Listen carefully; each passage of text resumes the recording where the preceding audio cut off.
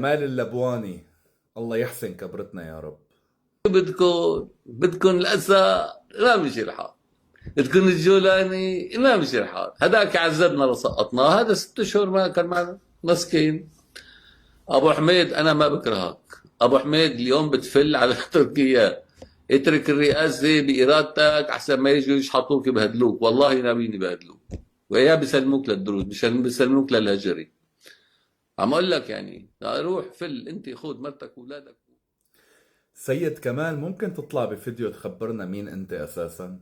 يعني شو هو ثقلك؟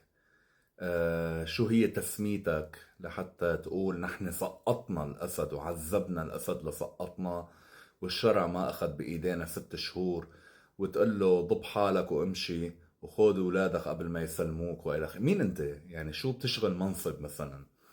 محلل سياسي أنت مقتنع بهذا الشيء؟ أعطيني تحليل واحد لإلك من أول انطلاق الثورة السورية حكيته وصار على الأرض.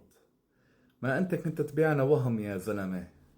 14 سنة، أول سنة سنتين تابعناك مثل لما تابعنا سمير، بعدين اكتشفنا أنه كل كلامك وهم. أعطيني توقع واحد أنت عملته ومشي. أعطيني مين علاقاتك هلأ اللي أنت عم تستقي منهم معلوماتك. أعطيني الأسباب اللي عم تخليك تحط الشرع بكفة وحدة مع الأسد. أعطيني أي شيء عملته ضد نظام الأسد ساهم بإسقاط هذا النظام. أعطيني أي منصة معارضة عملتوها اندعمتوا فيها دوليا وضغطتوا على النظام السابق البائد ضغط سياسي على الأقل. أعطيني مؤسسة خيرية فتحتوها أنتوا مثلا، معارضة الفنادق، وأفدتوا فيها الناس إن كان بالمخيمات ولا الناس المتضررين بالثورة السورية وإلى آخره.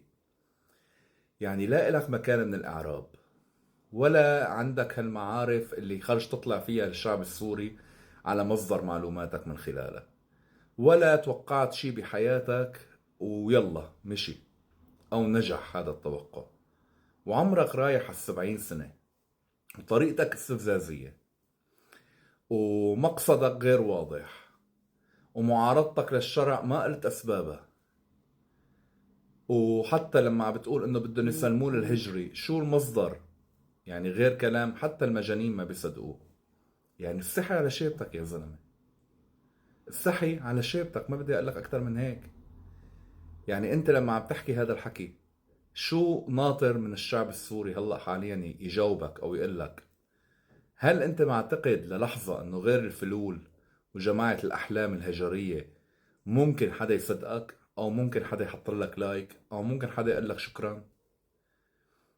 يا صديقي يا حبيبي، اصحى، اصحى، روح تعبد ربك شوي، اترك أثر جميل لإلك عند الشعب السوري. هي إذا يعني بتلحق.